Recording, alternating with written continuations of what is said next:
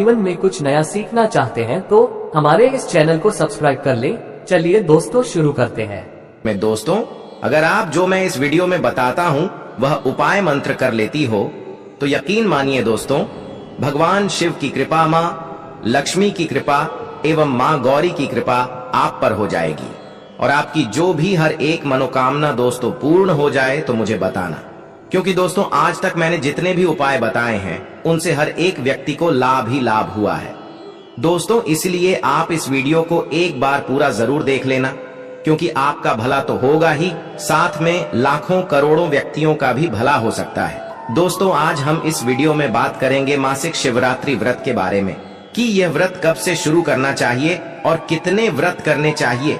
इसके अलावा हम आपको बताएंगे कि मासिक शिवरात्रि व्रत में अभिषेक और इसकी पूजा विधि क्या होती है, साथ ही व्रत रखने वाले को इस दिन क्या खाना चाहिए और क्या नहीं खाना चाहिए, इस व्रत के क्या नियम है, इस दिन क्या करना चाहिए और क्या नहीं करना चाहिए, साथ ही आपके मासिक शिवरात्रि व्रत का उद्यापन कब और कैसे करना है। इस वीडियो में आपके मासिक शिवरात्रि व्रत से रिलेटेड संपूर्ण एवं पूरी जानकारी हम बताएंगे, जानकारी मिलेगी। तो लाए शुरू करते हैं दोस्तों। हर माह के कृष्ण पक्ष की चतुर्दशी तिथि को मासिक शिवरात्रि का व्रत रखा जाता है। मानता है कि कृष्ण पक्ष की चतुर्दशी तिथि को महादेव को शिवलिंग के रूप में प्रकट हुए थे।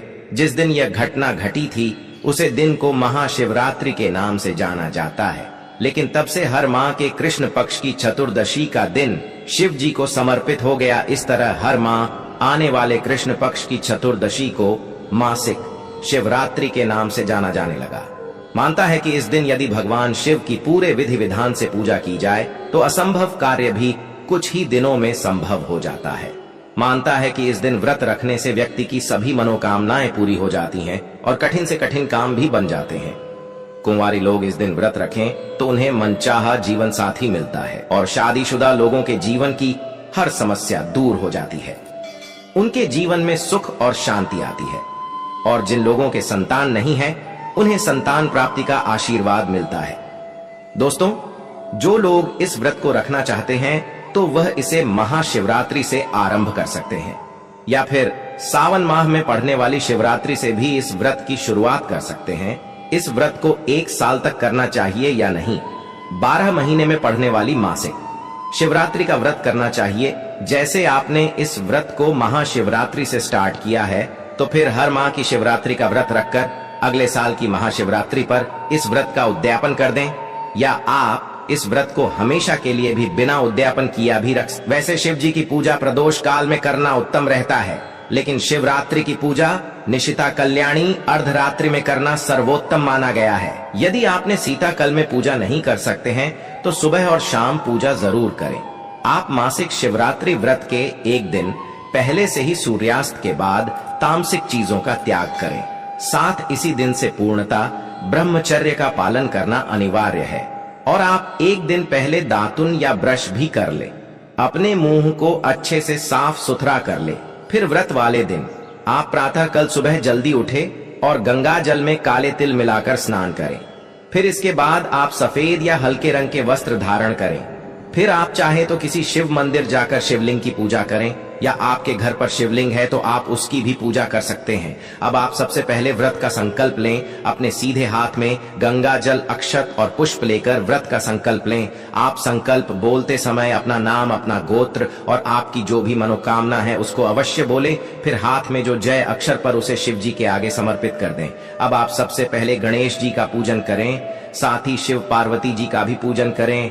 आप शिवलिंग का जलाभिषेक जरूर करें, साथ ही पंचामृत यानी दूध, दही, शहद और शक्कर से भी अभिषेक जरूर करें। इसके बाद पुनः शुद्ध जल से अभिषेक करें। अब आप शिव जी को सफेद चंदन लगे अक्षत अर्पित करें। बेलपत्र, भांग, धतूरा, आंकड़े का फूल, शमी पत्र जो भी आपके पास है उसे शिव जी को चढ़ाए। आप शिव जी को सफेद फूल जरूर चढ़ाएं। अब फल और सफेद मिठाई का भोग लगे। इसके बाद धूप दीप जलाएं। अब आप वहीं बैठकर एक माला ओम नमः शिवाय या श्री शिवाय नमस्तुभ्यम का जाप करें। आप जब रुद्राक्ष की माला से करें या हाथ से बेगिन कर आप जब कर सकते हैं। इसके अलावा शिव चालीसा, शिवाष्टक, रुद्राष्टक, शिव महापुराण या शिव तांडव स्तोत्र या शिव सहस्त्र नाम का पाठ भी कर सकते हैं। इसके बाद शिव जी की आरती करके पूजा में हुई भूल चुके लिए क्षमा जरूर मांगे। अब आप शाम के समय पुनः स्नान करें, शिव जी का विधिवत पूजा अर्चना करें। हो सके तो इस दिन रात्रि जागरण जरूर करें, और यदि आप पूरी रात जागरण नहीं कर सकते हैं तो मध्य रात्रि तक जागरण जरूर करें, या नहीं रात 12 तक भजन कीर्तन मंत्र जाप जरूर करें। और फिर अगले दिन सुबह जल्दी उठकर स्नान करके शिव पूजा के बाद ही किसी ब्राह्मण को भोजन कराकर यथाशक्ति दान दक्षिणा के बाद ही आप अपने व्रत का पारण करें। दोस्तों, मासिक शिवरात्रि का व्रत आप निर्जल व निराहार कर सकते हैं, या फिर फलाहार रहकर भी आप इस व्रत को कर सकते हैं। यदि आप फलाहार व्रत कर रहे हैं तो सुबह व शाम की पूजा के बाद फलाहार कर सकते हैं। वैसे शिव जी के व्रत में नमक का त्याग करना चाहिए, लेकिन यदि आप बीमार हैं और बिना नमक के व्रत करना संभव न हो तो इस स्थिति में आप व्रत वाला नमक यानी सेंधा नमक का इस्तेमाल कर सकते हैं। आप इस व्रत में जल जाए, दूध, जूस आदि ले सकते हैं। साथ ही आप कुट्टू या सिंघाड़े के आटे की पूरी या पराठा खा सकते हैं। साबूदाना की खीर, खिचड़ी, सामा के चावल की खीर या खिचड़ी आदि का भी प्रयोग कर सकते हैं। फलों में आप ज्यादा खट्टे फल छोड़कर सभी फल का सेवन कर सकते हैं। दोस्तों, मासिक शिवरात्रि व्रत के दिन भूलकर भी घर का कोई भी सदस्य मांस मदिरा का सेवन न करें। इस दिन भजन में गलती से भी प्याज लहसुन का इस्तेमाल नहीं करना चाहिए। इसके अलावा वृद्ध को इस दिन काले कपड़े पहनने से भी बचना चाहिए, और गलती से शिवलिंग पर तुलसी के पत्ते नहीं चढ़ाने चाहिए, और न ही केतकी का फूल शिवलिंग पर चढ़ाना चाहिए। इसके अलावा कभी भी बेलपत्र के टूटे हुए पत्ते या कटे फटे पेट शिवलिंग पर न चढ़ाएं, और शिवलिंग पर कभी भी कुमकुम या सिंदूर का तिलक नहीं लगना चाहिए। दोस्तों, कोई भी व्रत बिना उद्यापन किए हुए पूरा नहीं माना जाता। जब आपका व्रत पूर्ण हो जाए तब आप इस व्रत का उद्यापन करें। आप हर बार की तरह इस दिन भी शिव जी की पूरी विधि विधान से पूजा करें। इसके बाद उद्यापन के दिन हवन जरूर करें। आपने जिस चीज का भोग लगाया है, जैसे खीर आदि, तो आखिर की आहुति देकर ही अपने हवन को संपन्न करें। अब 11, 21 इमड़वान या फिर 108 बार आहुति दे सकते हैं आप। शिव जी के किसी भी मंत्र जैसे ओम नमः शिवाय महामृत्युंजय मंत्र या श्री शिवाय नमस्तुभ्यम मंत्र से हवन की आहुति दे सकते हैं। इसके बाद किसी ब्राह्मण को भजन जरूर कारण, और यदि भोजन न कर सके तो आप ब्राह्मण को सीधा अवश्य दें। सीधा का मतलब होता है एक टाइम का भोजन बनाने योग्य नाच, जैसे आटा, दाल, चावल, सब्जी, घी, नमक और कुछ दक्षिणा सहित दान करें। इस तरह से आप अपने मासिक शिवरात्रि व्रत का उद्यापन कर सकते हैं। तो आशा है कि आपके मासिक शिवरात्रि व्रत से जुड़ी ये जानकारी अच्छी लगी होगी। और अभी आपका कोई सवाल है तो कमेंट बॉक्स में अपने डाउट पूछ ले। साथ ही इस वीडियो को लाइक करें और ज्यादा से ज्यादा शेयर करें।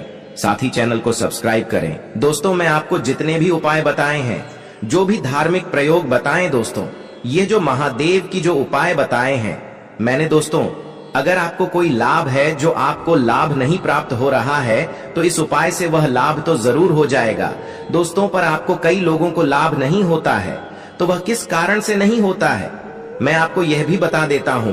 तो दोस्तों, उसका सबसे बड़ा कारण यह होता है कि जो उपाय हम बताते हैं, इस माध्यम से आप उन उपायों को नहीं करते हैं। इसका सीधा सा कारण बस यही एक होता है कि जिस तरह से उपाय किसी को बताए जाते हैं, वह इस तरह से उपाय को नहीं कर पाता है।